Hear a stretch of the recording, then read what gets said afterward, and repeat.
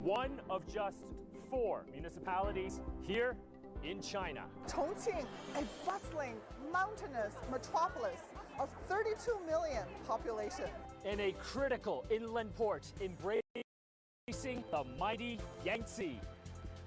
Chongqing, Southwest China's largest city, a manufacturing powerhouse, and a strategic gateway linking China's west to the world. Chongqing, a paradigm of regional development and on course to create a first-class business environment, is set to become a tech and innovation giant. Chongqing, a food lover's paradise, a sizzling tourist destination. Join CGTN in our Rising Star City special series for a deep dive into Chongqing, as we unlock the keys to success of China's most dynamic cities.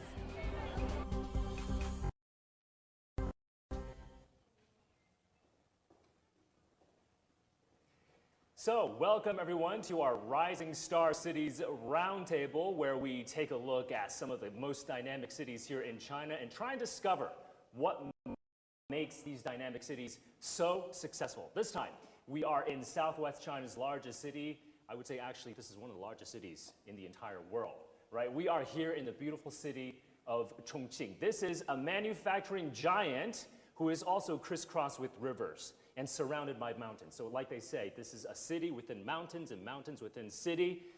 It's also making a big push in terms of intelligent manufacturing, in terms of making that big push towards advanced technology and innovation, driving the future success of the city. It's got over 30 million plus people, well over 30 million people in this mega city, and we're going to try and discover what makes this city tick from so many different perspectives. We've got business perspective, we've got the international side, as well as the media perspective, and of course the youth perspective. Right, so let me introduce our fantastic panelists and just go around the table. We have March Ma, who is the general manager of Chongqing Meida Group, who's also the general manager of the Chongqing Pavilion, right? Intelligent Pavilion. So, March, maybe give us a better sense of what Meida Group does. Well, our company has been established for more than 30 years. It was founded by my father nearly 40 years ago, and I am now the second generation. And our company has been dedicated in the watch and jewelry, retail and wholesale business for many years. And then now the newest project we are doing is the Belt and Road Intelligent Pavilion. Basically, it's a 2,000 square meter building with 10 floors.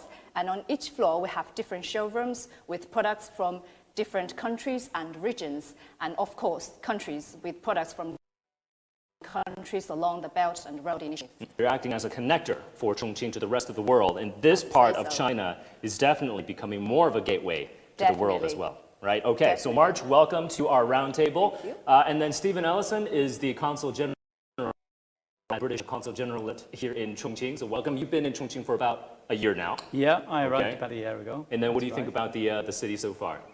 It's, well, it's a very exciting city. I mean, just look at it today. What a dramatic backdrop with, as you rightly said, with the mountains and the rivers. But it's not just that. It has, you know, such potential in terms of its growth. There's so much activity for businesses happening here. Yeah. So yeah, it's a very important city in Southwest China for sure. I hope our audience can see the views that we have outside, right? I mean, what an amazing view we have. I think this is the confluence of the Yangtze and the Jialing rivers, the two rivers that crisscross Chongqing, right? Comes over here, and we've got this fantastic backdrop, so hopefully we can see that. Alex, you are with Reportify Media. Yes. Fantastic content creator, and you've made some great videos. I would recommend anybody who's watching online to check out Alex's videos. Your video, Chongqing Then and Now, right? Yeah, on YouTube has what, like 213,000 plus views now? Yes, on 7,000 likes. On the North American platform, on the Chinese platform, much more higher, so great. I mean, you tell a really good story of Chongqing, so highly recommend that video to our audience. And then you've been in Chongqing for how long now? So during the pandemic, of course, there's lots of restrictions, and now I've just re-entered to actually capture the city again. And you know, as you were explaining earlier about the importance of Chongqing to the international audience, hardly anyone knows about this mega city. Yeah. You know, it's a monster. And we nickname it the 0 kilometer city because it's the starting of the Belt Road Initiative. So I'm here to capture it with my lens, with my team, and do some collaborations to show the world this is the next up and coming city. Iris, bear with us for 1 second because I want to quickly follow up with you on that, Alex, in terms of why do you think this is a 30 million plus city? You're from Canada. I mean, this population is on par with Canada. What does it need to do to raise its international profile? Well, it's interesting that you use that figure of 30 million plus. That's what actually attracted me to this city. My wife said one Christmas Eve, you know what? Let's go to one of the cities about as large as Canada's population. I said, let's try it. Coming here and understanding that, you have to look back at the history of this city to understand that it's going through an evolution on its own, even within China. And is now discovered by China and its domestic markets. It's one of the most traveled cities in China.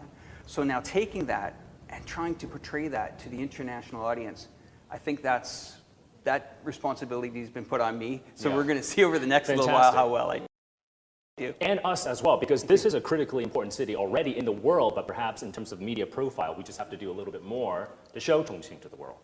Right, so thanks for that, Alex. Thank you. And then Iris Zhang, you're a student at Southwest University, majoring in English, and then you are a senior right now. A senior, okay. And then I believe you're from where are you from originally? I'm from Chengdu in Sichuan province. Chengdu, Sichuan province. Okay, so for our audiences abroad, Chongqing used to be a part of Sichuan province before it became a provincial level municipality back in 1997.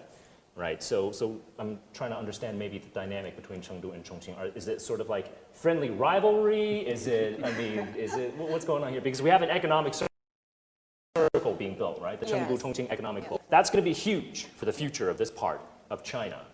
But I mean, how do you see Chongqing's relationship with Chengdu? Is it competition? Is it, brotherly love? What is it? I guess it's the latter one. They have a very good relationship. Just last year, I attended this Chengdu-Chongqing Twin City Economic field visit, and I was one of the liaison interpreters. So I kind of witnessed this thing happening.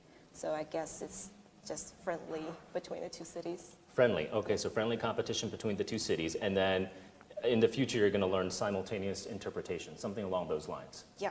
Okay, that's much harder than my job. I feel. I guess so. Simultaneous interpreter compared to, say, a television anchor. I think your job is much more difficult compared to mine. Okay, so welcome to you all. We have such a diverse range of perspectives talking about the future of Chongqing. So let me start at a very high level, 30,000 feet, like they say.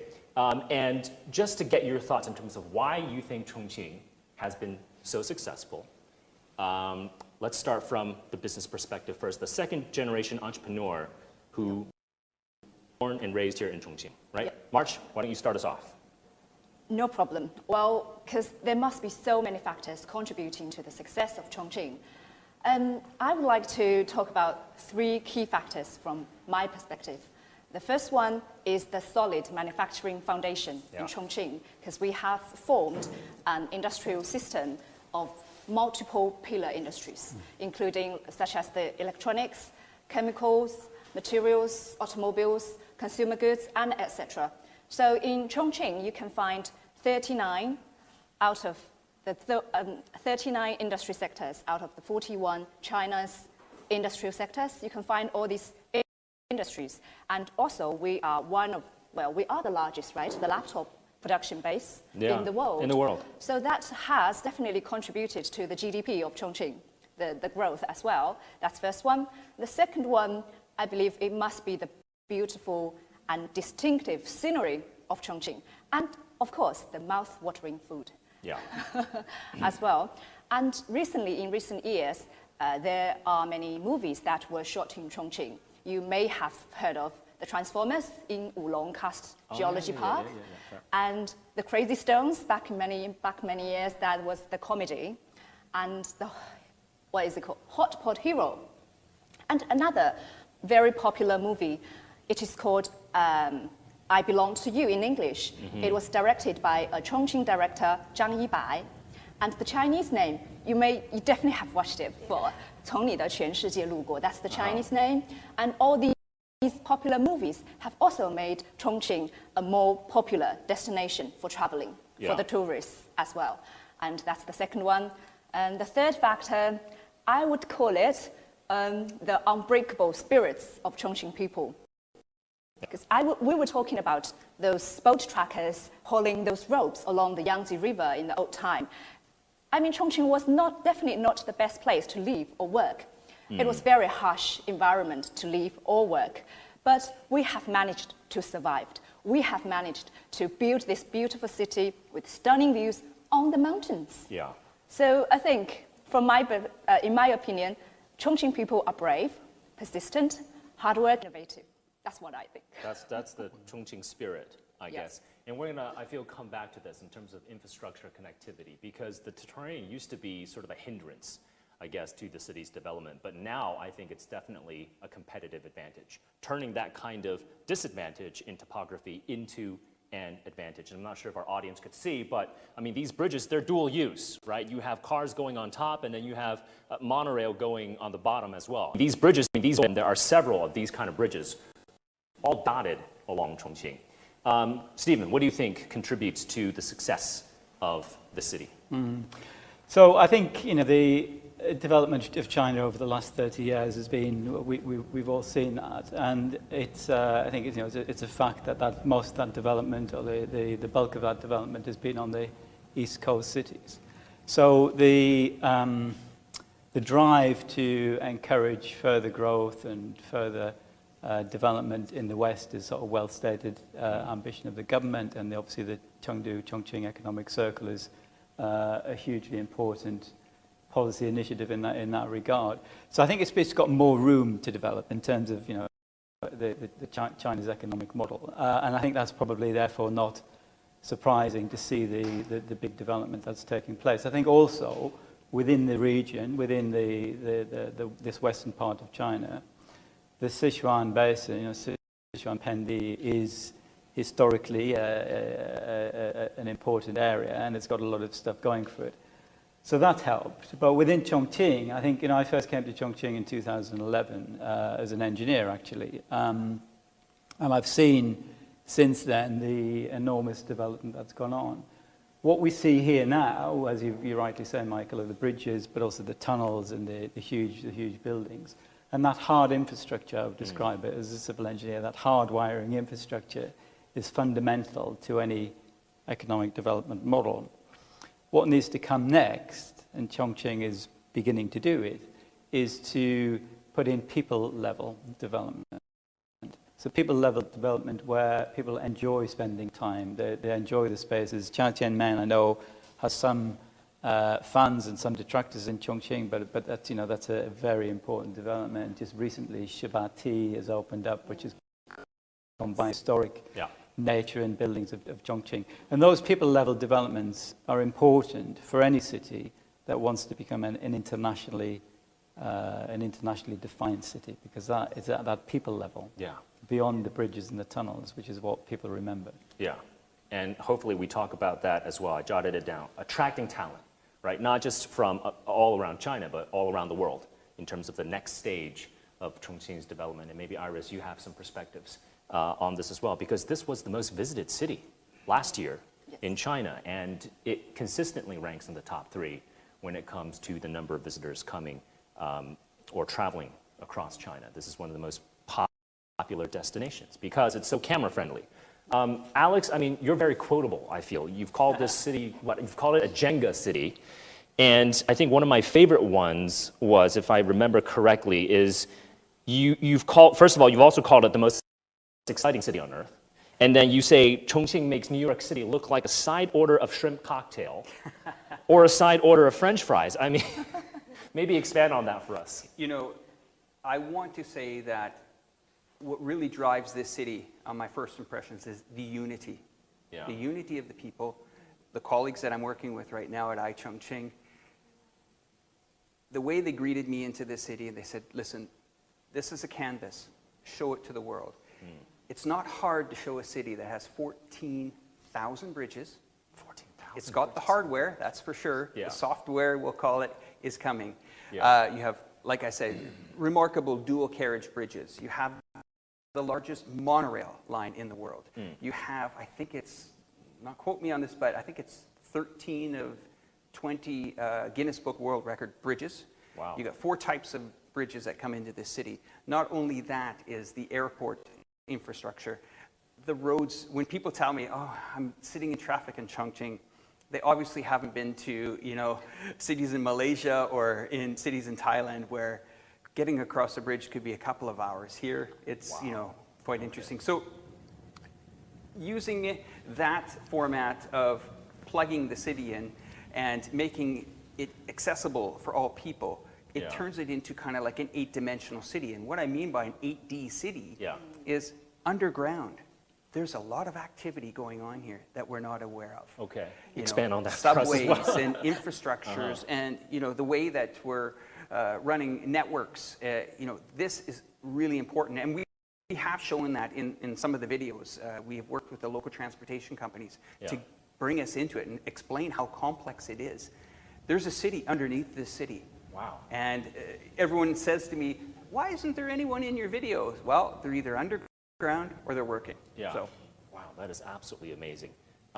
Really good stuff. I mean, this city, in terms of infrastructure, connectivity, really, I feel, blows your mind. I mean, the most famous one is that metro line, right? That goes through the residential building, Line right? 2, That's we the talked internet about. sensation. Stephen, have you been on that one yet? I You might have seen yeah, it from afar, but have you? I have, yes, yeah. Okay. But, I mean, what do you see? I haven't gone through the residential building yet. I mean, what do you see? Is it just sort of like a tunnel and then? So it's Elise bus station, and I don't want to continue to plug my content, but No, but this is what's happening in Chongqing. I know our latest video, which I collaborated with Chongqing, it's gone viral last week again. We did, you know, the ladies and the great gentleman that I work with said, Alex, you can't just show that building. We have to go a little bit more into detail. Yeah. And I said, explain. They said, well, we have to go into a 3D model. I said, how are we going to do that? So we actually got help. We met with the CRT and went over the building, talked about it. In our latest video, we show in a 3-dimensional pattern that this building was designed, the building and the monorail at the same time, built at the same time. I'm not sure they planned it to be, you know, one of the most photographed monorails in the world, but it shows that, once again, anything is possible here in Chongqing. Yeah. And running a monorail through a building, no problem. Not a problem, yeah. And it's just going to see more investment in terms of public transportation going forward. Next 5 years, another 500 billion RMB in terms of public transportation investments. So that's around 80 billion US dollars coming up in the next 5 years. Iris, what about you in terms of just studying here? I mean, I think this is a great city for the younger generation to really sort of unlock their potential and explore their dreams. I feel like you can really grow with this city if you want to. What do you think makes Chongqing so successful from a youth perspective? Well, from my perspective, definitely tourism. For all my classmates in high school, they go to universities in different cities in China. But when it comes to holiday, they firstly would come to Chongqing for a visit. Because, you know, nowadays this is the new media era, so there are many key opinion leaders or internet celebrities that come from Chongqing. And so they shot a lot of videos just like you did. And, you know, the Chongqing people are very famous for their, you know, good looking, you know. Good looking people, that Some of the helps. hot girls and hot pot. Yeah. So, so many people would watch their videos and come to Chongqing for a visit. And for us right now, I'm a student in Chongqing, so probably they reckon me as the Chongqing local. So when it comes to holiday, they would send me a text message saying that it would be better for the Chongqing locals to stay at home, you know, without visiting those, you know, scenic spots, so they can be less crowded, so it's be more friendly for the visitors from other cities. So I guess that's the way why Chongqing attracts a lot of people nowadays. And also, I guess it's very inclusive. It's like whether you are a foodie or you are a music buff or just art enthusiast, you can always come here. You can always find something here for you. For example, last year, a friend of mine just came to Chongqing to see a concert. I go to a concert in the Grand Theater just next Right next to us. Yeah. Gosh, I wonder if our camera can pick up that wonderful opera house as well. It's got that aquamarine look, but we'll see. Line of sight is right there. Anyway, sorry, go. And other people would come here for the food, you know, just for the hot pot and other, I don't know, some snacks or So I guess tourism is definitely one of the key factors. And also the second thing is, from my perspective, of course, the university here. I come from Chengdu. One of the reasons why I choose Southwest University here is because I like how it's organized. And Southwest University is actually famous for its kind of program called Public-Funded Normal Students, which means that these students do not have to pay anything. Just like the government probably covers all the tuitions and fees during the 4 years of their university time. So after the graduation, they would become teachers immediately. And so I guess they are contributing to the education of next generation. Also, that's something very attractive. Fantastic. I mean, we certainly want Chongqing to be known for more than just hot pot, right? I mean, hot pot is very important, but I feel this city is way more than just the food. But the food culture is obviously a big draw as well. But Chongqing has just so much more to offer besides just hot pot.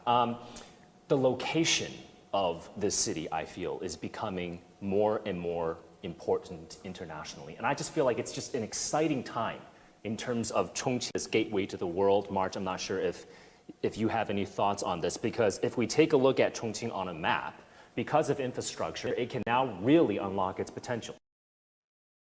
So if this is China, and then right over here, we've got Southeast Asia here, and then we've got Eurasia over here, and then Africa is right over here. If you do business with the Belt and Road countries, I just feel like right now is a great time to really come in, position yourself in the market, and then try and gain some more market share in terms of international trade. Definitely, definitely. You've just drawn the map for us, but yes. Hopefully, this is the world right there in China. And Chongqing has formed or has developed this international logistics network or distribution channel already. It's a four-directional, if just drawn as well. And if you think about the China-Euro Freight Railway, you can now deliver the goods to Russia north, and also to other European countries in the West. And also, if you think about the new international land-sea trade corridors. That's very important, yeah. The routes of corridor can now reach, I don't know, more than 300 ports and more than 100 regions and countries. And also, if you think about the RCEP agreement, and if you also think about the strategic cooperation between China and Singapore, and Chongqing and Singapore, and we can easily in the future go down to the south to be connected to Southeast Asia and to do business with Singapore, hence the rest of the world. And of course, because of the location of Chongqing, it's in the upper cluster of the Yangtze River. So from the golden waterway of Yangtze River, we can be connected to the eastern cities on the line. Yeah, all the way to Shanghai. All the way to Shanghai. So yes, I mean, for international business, for inland cities like Chongqing and Chengdu and other surrounded areas, it is a very critical point to do the international business, to join the international competition. Yeah, I mean, I think Chongqing has a lot to offer, especially now with the economic circle being developed. It's a great place to cover the rest of Southwest China, right, in terms of Guizhou as well, and Guangxi, Zhuang Autonomous Region. So all these places can be covered if you're based in the economic circle. And then, Stephen, what does this economic circle perhaps mean for British businesses? How does UK businesses view the opportunities right now in Chongqing? So I think, that connectivity, those connectivity points are really important, because without that, then, international trade is more difficult. So that gives Chongqing an advantage in terms of that infrastructure for that. But within the development plans for the economic circle, there are some choices, I think, for governments to make in terms of how that development carries on. I think historically, the historical industrial base that Chongqing has, I think it will be a very important role for automotive industries, and as we go into new energy vehicles and everything that's related to that, how clean energy is created for the region, how that's transmitted, healthcare, R&D. These are all very important things which I'm sure will be a significant part of the economic circle. From a British business perspective, which is obviously my interest, I I want to see opportunities for UK businesses within that development ambition. And I know, I know that UK businesses have the expertise in these areas, whether it's in the digital transformation that needs to take place on Chongqing's traditional industries to make them more efficient, more green, whether it's on battery storage systems, whether for new energy vehicles or transmission systems for clean energy. UK business can play a very important part in that. And I think therefore the openness of the city in terms of its international feel, but also the policies for attracting international businesses and getting them to stay, are choices that I hope the government will continue to make in a positive way to attract more businesses. Of course, at the moment, we're all facing the problems of the pandemic. And international travel, as we all are experiencing, is difficult. I think for the current time, we just need to keep working very hard in keeping those business links, because it's through those business links that so much positive work is done in terms of our wider relationships. So I hope UK businesses will play a part in that. I think Chongqing is well placed because of those transport links, because of that development model it has over a long period of time with the economic circle. This is not going to be a 3-year project. Yeah, this is going to be 20 term. years. Yeah. So that commitment is there, and my job is to encourage British businesses to come here, but it's also my job is to work with local government to make that environment attractive for those for British businesses. But also to perhaps get Chongqing entrepreneurs to invest in the UK as well. Is that also part of your portfolio? It is, and I'm glad you mentioned that. The UK as an investment destination, I believe, and of course I would say this, but I truly believe it is a very attractive investment destination. It's very open, level playing field. Over the last 15 years, there's been a huge amount of investment from China has gone into the UK, not just China, but internationally. We are an open economy. International investment is key to our economy. So we're always looking for that opportunity to encourage businesses. There's healthcare businesses are interested in the UK economy. I know some of the automotive companies on R&D establishments in the UK on new energy vehicles, they've got R&D investments in the UK. So that will grow. I'm convinced that will grow with the development of Chongqing as the economy gets to a higher level. The need for international engagement, the need for that investment beyond in all sorts of areas. Steel was another area where Chongqing companies invested in the UK.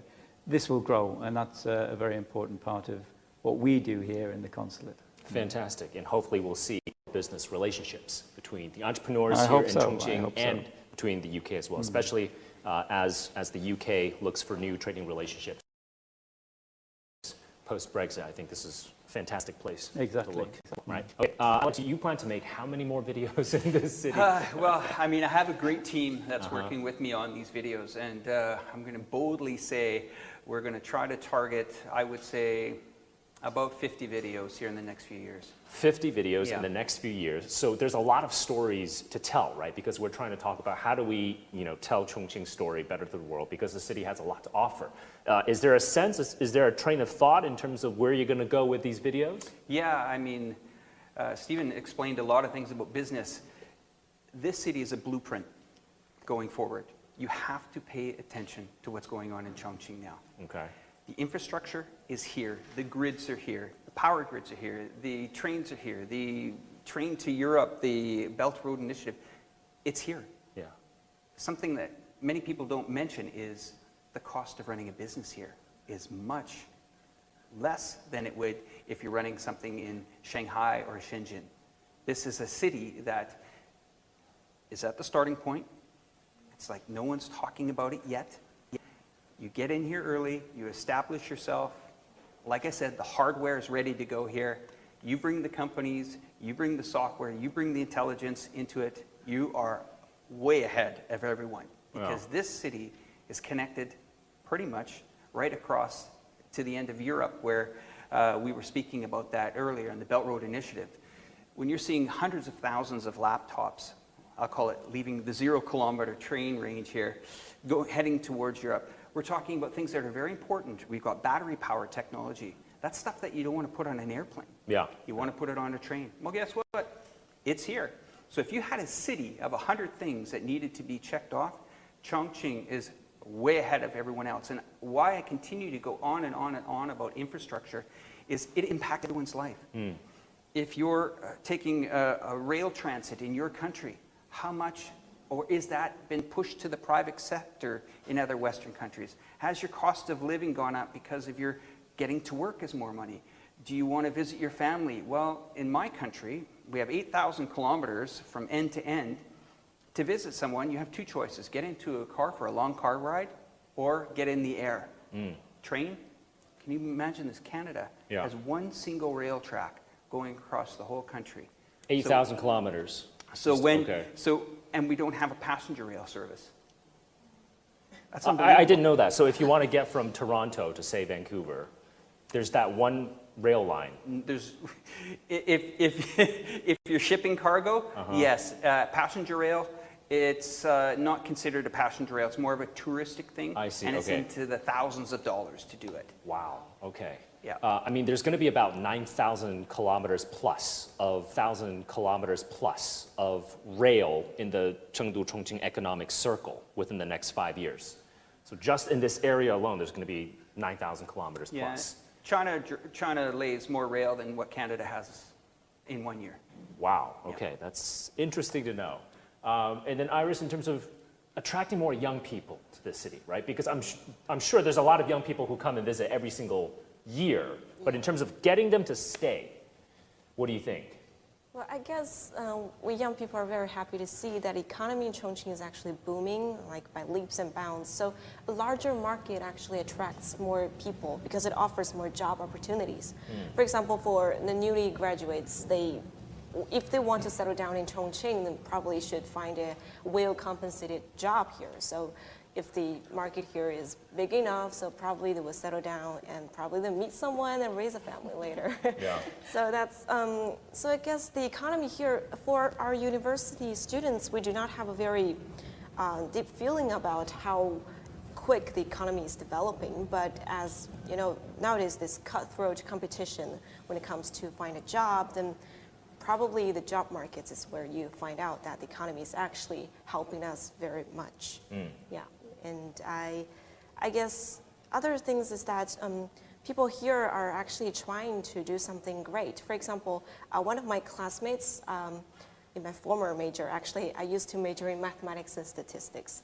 I think we should talk about that a little bit in terms of what made you switch from mathematics and what? Mathematics and statistics. Because that's miserable. But I mean, you must have been good at it or else you wouldn't have, been admitted. Yeah. Okay. I just, and one of the classmates there, he started up his own company here in Chongqing, although with some help from their families, to get the initial capital, which is very important. Yeah. But I guess he get his own idea about how this company is running and what it's going to do. But I have very little, I know him, I did not know him very well, so I just can use him as an example. So I just think young people nowadays have many possibilities here in Chongqing. You can whether choose to go for a further study for a master's degree, or you can just find a job. Just as I've mentioned before, the normal students here, they can just be a teacher right after graduation. They can choose to live here in Chongqing or go back to their hometown, but most of them would try to stay here in Chongqing, and some of other students would try to start up a company. So I guess they can get support from both the university and the government, which is very important. Yeah, and Alex, you were asking me, right? Like, when are you going to move here to Chongqing? It's especially during the winter time, right? Where the north can get a little bit cold, and then here in this part of the world, I feel it's really comfortable right now. And feel free, everybody, to jump in if somebody has a point, if you want to challenge, if you want to add on, just jump into the conversation. Okay. So Iris, you were talking about job opportunities for young people and starting a business. What is the environment like for entrepreneurs right now? March, what do you think? In terms of starting a business, if a young person wants to start a business in this city, what do you think about the business environment and the support? a very good starting point at the moment because the government has issued many policies, work plans to help the new university graduate to start their new business. And there are so many industries, maybe not just industries, so many sectors that they can choose to go into. And one interesting I found about Chongqing is I haven't tried it, but probably Iris and her friends have tried, is like the script murder, the room escape, and other... Room escape, okay, all right. And script murder role play, and other immersive experience role play games. Hold on, I feel like we need to explain what is script murder, because that sounds devastating. But I just want all our audience from around the world to know that this does not involve any kind of violence or lives lost or anything. It's not, okay? It's just simply it's a literal translation called script murder. Yeah. This is a literal translation. No one's getting hurt in here, except for maybe their brains. We only need to sit on the table. I would say, have I our would say script. for my generation, we would get the board game Clue. Clue, okay. And we would play that. Yeah. But now, the newer generation has decided to take it more lively and bring it out that's into an a understatement. more real life version. And it's a good way to start your business. Yeah. Why not? Yeah. Yeah, we went from Scrabble to, I guess, script murder, which is... Sorry. No, I think we should really explain this, because this is a huge phenomenon now for China's younger generation, for Gen Z. I'm not Gen Z. I don't believe I'm Gen Z. So I haven't tried script murder yet. Stephen, do you know what script murder? I think I probably do. I don't think I've not played it, but I can probably guess what it is. Yeah. Okay. I haven't played it. Alex, have you tried it out maybe? In Thailand, I played it, and I can tell you, it's very challenging. It's very challenging. It's very challenging. So March, how about you explain to our audience who's watching from abroad what's script murder? I'll try to explain, because I have never tried. Okay. I'm not very good with it. But basically, you have this group of people or your friends sitting together on the table, and each of you will have a script with the clues, what role you are. Maybe you are the murderer, maybe. Okay. And we all need to find out, but you can't say you are the murderer. And we all need to find out by talking to each other and complete our missions, and finally, we guess who is the murderer. I see. Okay, got it. Okay, I know what this is. All right, I've played a similar version of this. Okay, you said script murder, and then it's something else. It's a very immersive travel experience, right? It's not just about simple travel. The younger generation coming over here, and then I think it also involves clues, or does it involve sort of being in a story? Because this industry is now huge in China as a totally different form of travel experience, and I think it's quite huge here in Chongqing as well. Yeah.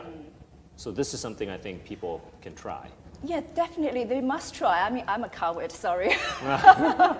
Sometimes it can be a bit scary, but it's something new and it's so huge. And for the young people, they must find it really exciting. Okay, I've got to put that on my list of things to do here in Chongqing, but I think we got sidetracked. You were talking about the business environment for entrepreneurs, and why did you bring up that? Yeah, why did you bring this up? Coming back to the business environment. No, I was the one that interrupted you, so my bad. Continue. Yeah, sorry, because I think that's a good way, and because it doesn't need to cost too much money to start this business. But of course, as I said, the government has issued many policies, and there are many offices, empty offices and many industrial parks that probably you can rent an office for free. What is it called? Incubators? Incubators, Incubators, that you can set up your own company with a small team. You can start with a small team and you can get free finance and you don't need to pay tax at the starting point. So there are many policies, many advantages that for university graduates to start their business in Chongqing. I mean, they have many things they can choose. Would you encourage young people from the UK, Stephen, to maybe perhaps start a business here in Chongqing, based on what you see? More cultural exchanges, I guess, between Chongqing and the UK, and more student exchanges. Well, I think the educational exchanges are really important, and it's been a really important part of UK-China relationships for quite a long time. Yeah. UK, we've got a very strong education system, as you know, and some of the best universities in the world, and I'm very pleased that there are still, even in this pandemic period, we still have many students travelling to the UK for study. And just recently there was some charter flights left Chongqing with lots of Chinese students back into the UK, so that was great. And we engage with the universities in the region on this importance of academic exchange, but also at the academic research level as well. That educational link is a really important part of it. I think I would say that most of the traffic on the students is from China to the UK. There's less coming this way, but certainly I know the universities here are keen to encourage more British students to study here. So let's see how that develops. Yeah. And March, you studied in the UK, yes, right? I studied for 5 years. 5 years, yeah. 3 years in Manchester and 1 year, 3 years in Manchester, 4 years in Manchester and 1 year in London. Okay. Sorry, I just wanted to interrupt. Oh, please, please. What I forgot to mention is it's so much easier to do all your paperwork if you want to start a business nowadays in Chongqing. Because before you need to go to the office, so many departments, to get all those papers signed, stamped, so many procedures. But now it's so much easier. I think that's what we call a one-stop process. Yeah, one-stop shop, basically. Yeah, you get all the paperwork done. And there is an app called 愉快办. And you can get so many things done on that app as well. I see. And for us, we are importing bird's nest, the health product, the bird's nest from Indonesia and Malaysia. And the custom before, probably, I don't know how many years ago, probably you needed to do so many paperwork again. But now it's paperless. Yeah. We don't need to go to the custom. We just do it online and it's all done. So you just need a phone, basically to start a business. Yes. At the internet, yes, a mobile phone, that's it. You can start your business right away. Wow. Okay, so this app, it's basically one window and you can get, I guess, what, registration, taxes, some of the tax, licenses maybe, all these things you can do in one app. Okay. And that is something I feel is very unique about Chongqing's transformation. It is this drive towards being digitally innovation-driven in terms of future growth. So, I mean, do you get that sense? Does everybody get that sense in terms of this city really has a blueprint to be innovation-driven? Its manufacturing sector is being upgraded in terms of big data and artificial intelligence. We were visiting car factories here. The number of industrial robots, the assembly lines, I mean, it's just tremendous, this digital transformation. Do you see that, Al? Yeah, let's look at some of these cities that have emerged over the last 20 or 30 years in China from outside investments from the United Kingdom, from United States. There used to be this fear when you come to China that, oh, it's the unknown. How am I going to open up? How am I going to start a company? Okay, a Canadian comes to the city and in the matter of a month or two, starts using technology to get around. Okay, it might not sound like a big deal, but I have no problems getting my groceries, ordering my food, getting taxis, finding hotels, answering to all my colleagues.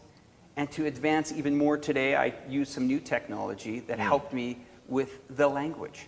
Yeah. It was the first time I've ever used it, and it was brilliant. So all sectors in the world over the last 20 years, whether it's music, photos, travel, have all been, we'll say, compromised by new technology. Yeah. And that is evolving here. This, again, the city has the hardware for it. The software, once it gets plugged in, as you were explaining earlier about starting a company, these are very hard things to do in other parts of the world. Now, sure, you can open up a company, but what if you're trying to open up a manufacturing, let's say somewhere in Canada? You need to get goods from this port to that port. That's 8,000 kilometers. Yeah. There's different taxes throughout there. There's so many things against you. So that's why I'm saying both countries or both, whether it's the United States, the United Kingdom, Canada, if it works together within China, both can succeed with their dreams right now. And that's where I think we're going to move forward with this city, it's ready. Yeah, and it's about to be discovered, not quite yet, but we're getting there. Yeah, I mean, the digital economy is so important, I feel, to Chongqing now. I was reading about this statistic in terms of the value add of the digital economy to this city is already around 25% of the city's total economic output. And ever since reform and opening up, I was 1978, the GDP was around 71 billion-ish.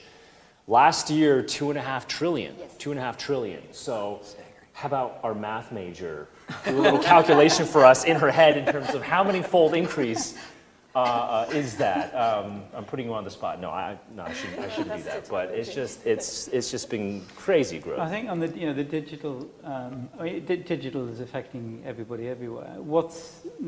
It's not quite unique. It's not the right word. But what's characteristic about Chongqing when we talk about digital is it's got so much industrial heritage. Again, is not the word. My English is failing me. We've got a lot of industrial history. It's an old industrial base. It is. It's a third line in the 50s when a lot of industry was moved here. So it has got that heavy industry background, which is still important, right? Yeah, we still need heavy industry, whatever the digital age is, but we still need heavy industry. Yeah.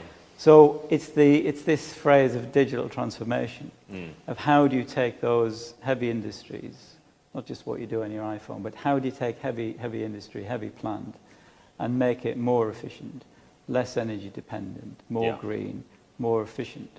And this is where the match between the core digital stuff and heavy industry needs to happen, and how that adapts. And I will say again, I've said it before, but UK business have got some real expertise in that area. And I hope we can, talk at least to some of the big heavy industries here in Chongqing to help them make that transformation. I believe British businesses were well represented at the Smart City Expo.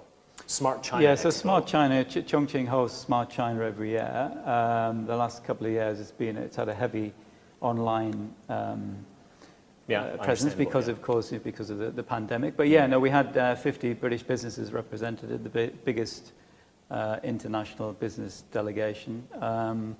So we've got, the interest is there, and I think, it's for my job and my colleagues just to help match make and see what we can develop in that area. I mean, I was at a car factory, and the number of industrial robots, I believe, was close to 1,000. And you can really make pretty much a computer on wheels now at a pretty affordable price. Because Chongqing is such a manufacturing powerhouse, it has that industrial base, Stephen, like you said. And then we see that upgrade, that transformation that can lead it to the next digital era, I guess, the next age, I would say. But Belt and Road, I want to talk maybe a little bit more about that, Marge. I mean, you have how many countries represented in your BRI pavilion? I would say more than 30. More than 30 now? Yes. Okay, maybe walk us through. From Britain, the first floor in England. Second floor, we have watches from Switzerland. Maybe that's not under the initiative, but still in Europe. And also jade from Southeast Asia. Then we have products like Panasonic's from Japan and Korean pet products as well. And on the fourth floor, we have Bird's Nest from Southeast Asia again. And on the fifth floor, we've got ceramics from the UK, Russia, Germany, and Germany. And on the seventh floor, we've got Canadian ice wine, maple syrup, and milk as well. And on the eighth floor, we've got many products from electronic products as well from Europe. And on the ninth floor, it's the China pavilion. So we have many Chinese products as well.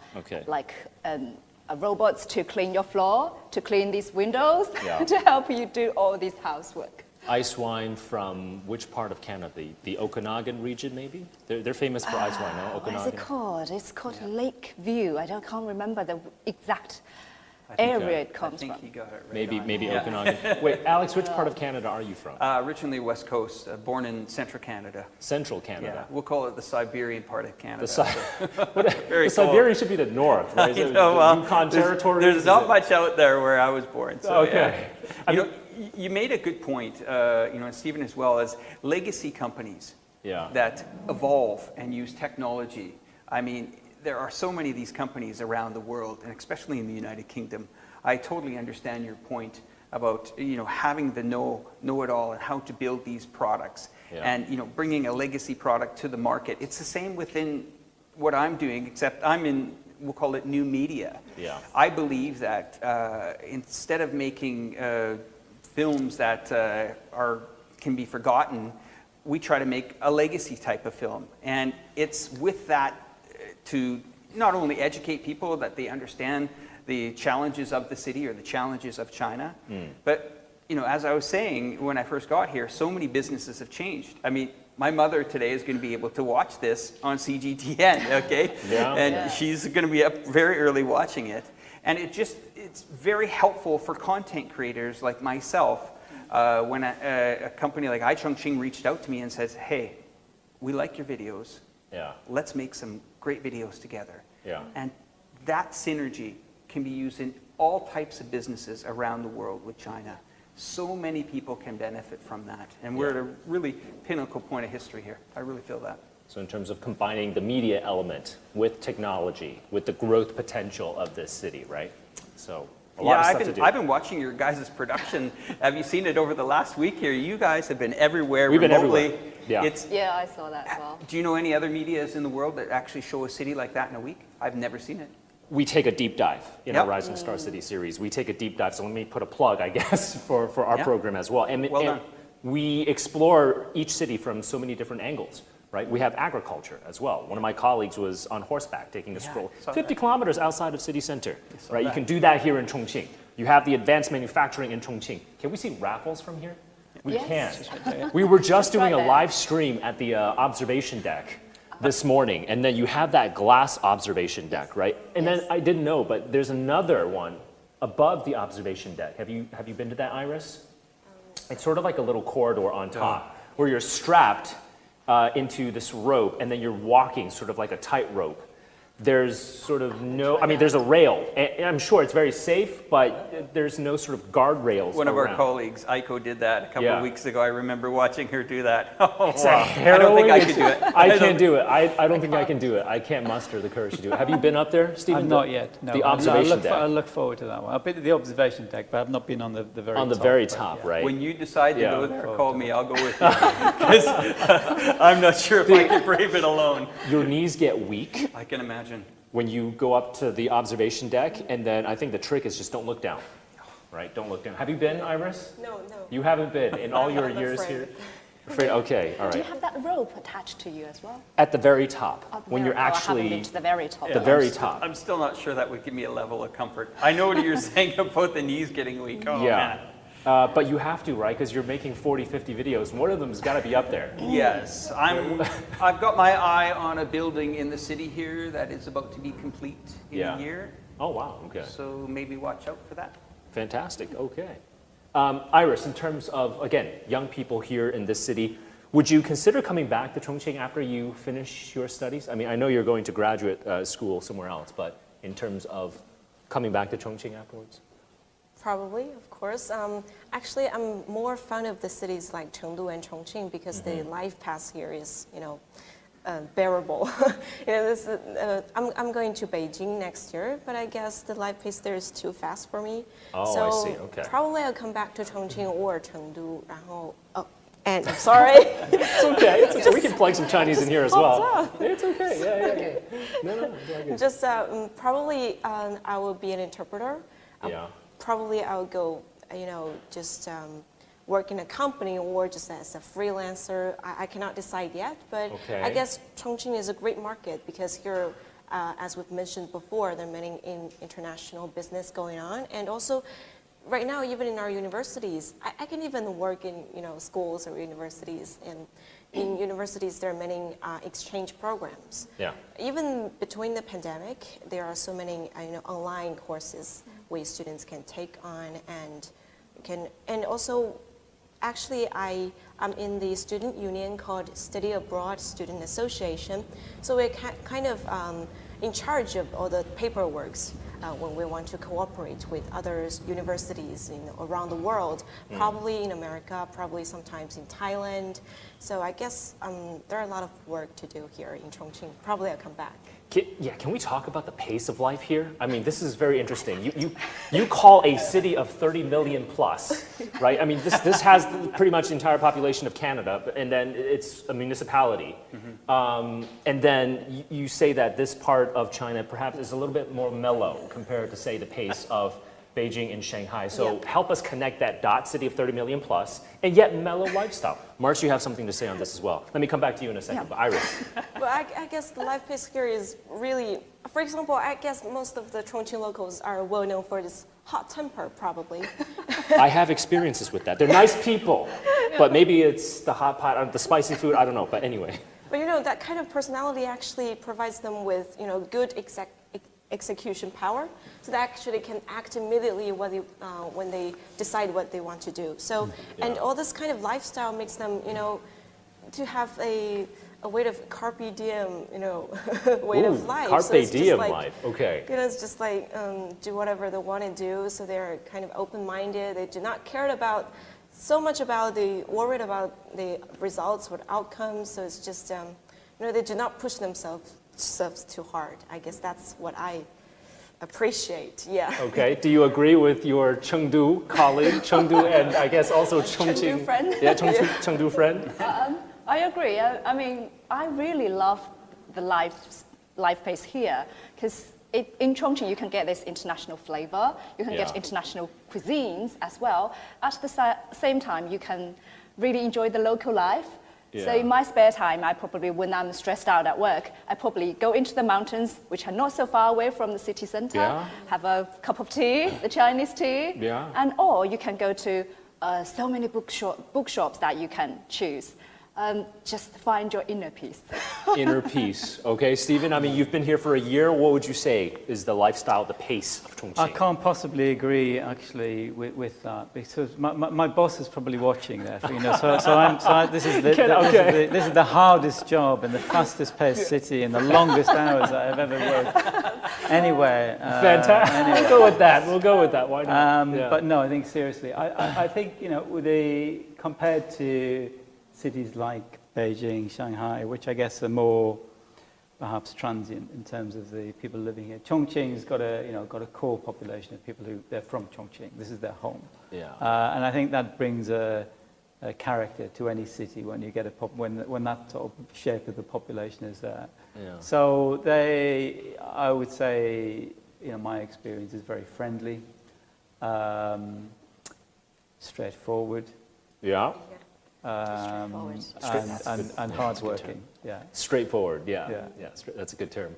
Alex, what do you think about the pace? I mean, you've only lived here for a while. Yeah, I think, you know, I visited many cities in this world, okay? Yeah. And this one it is what you make it. And if you want to go full on here, no problem going full on. Yeah. It's a city that you relatively feel very safe in. Yes. How many cities of this size? Yeah. Do you walk down the street, downtown, no problem? Yeah. Chongqing. Okay. The other thing I was going to mention is many things have changed around this area in the last 10 years. I mean, how long was the commute to Chengdu before? 4 hours, more than 4 hours. And now? Okay. It's just probably 1 hour. Yeah. 1 hour. Yes, Once 1 again, hour. life-changing things. 4 hours to visit maybe a relative, now 1 hour. Oh, meet you halfway for tea. 30 minutes, right? Yeah. Where else can you do that in the world, okay? Yeah. But, you know, the city of Chongqing, I mean, it continues to expand. So you're talking about the international, I mean, there's a lot of major brands that are here now. Every time I'm going around another corner, I'm seeing another, you know, either whether it's a hotel chain or an international company coming here. You got the fantastic Jialing and Yangtze River cruises at night. I'm sure. Definitely do that. For anybody who come to Chongqing, not just a hot pot, do that. Yeah. So there are lots of things to do here. Yeah. And that's what I plan on showing in Yeah. the next couple of years. I'm excited for it. I mean, that river cruise at night, the LED light show, right? The cityscape just really blazes up. So, I've tried it. I've tried it, and it's just gorgeous. I mean, Chongqing at night is especially gorgeous, I feel. I'm going to have to try that next video. Yeah, next video. Definitely do that river cruise. We're a little bit short on time, but if there's one piece of, I wouldn't say advice, but to leave our audience with one final comment about Chongqing, what do you think that would be? Let's just go around the table. Iris, how about you? One final comment for our audience who's watching abroad. What would you say about Chongqing? I guess Chongqing is a very inclusive city, like I said before, and whoever you are, you can always find something here for you. Fantastic. Yeah. Okay, and then let's go counterclockwise. Alex, one final thought. Don't underestimate. Don't underestimate You know, it's a line in one of my last videos, but don't underestimate the determination of the Chongqing people, you know, and that's something that every morning I wake up here, I feel that. I don't think we can underestimate that based on the engineering marvel that we see in this city. And like you mentioned, the quickest train, 1 hour, 2 minutes to get from Chongqing to Chengdu, and there are 100 of them, 100 plus of them in one day. In this economic circle, there's 96 million people. Life-changing. It's insane. And then Stephen, one final maybe comment from you. Yeah, so you know, as an engineer, I've worked in lots of cities that have developed, and I think the stage that Chongqing is at is quite a special stage. So I think I would say, whatever Chongqing is today, or this week, or this year, it's going to be different next week, next year. Yeah, for sure. And then March, to wrap us up, the native. If you take Chongqing as a brand, I think it needs more brand recognition. It needs to be recognized, needs to be better known by the rest of the world. But I mean, again, it is an international city already. It's very international in terms of trade. In terms of trade flows, it's very international. But how does it become more international in terms of branding? That is something, I guess, the conversation here today was about, and the conversation doesn't end here, right? So we're going to continue having that conversation as well. So thank you all for all of you taking the time to join us on this roundtable. And then if you come to Chongqing, I think the things to do, the things to experience, the sights to see, pretty much endless, right? You have tons of cultural and historical sites dotted all across the municipality. You've got river cruises, you've got Hot Pot, of course, you have a UNESCO World Heritage Site, a National Geology Park, and then hot springs. You can get a Hot Pot hot spring. I think my colleague Morag was doing one of these. You're in a hot spring, but it's Hot Pot flavored. Look, you got to try this once in your life, right? So, you know, lots of... Second next video then. Second next, Hot Pot hot spring. Anyway, thank you guys so much for joining us on our Rising Star Cities Roundtable series, where we are this time in Chongqing. A lot of things to do, so please come out and check out this mega city here in Southwest China, not just the natural beauty of it, but the entire dynamism of this city, the business environment. Everything is changing here. Come to Chongqing. Hopefully one day we'll see you here. See you guys.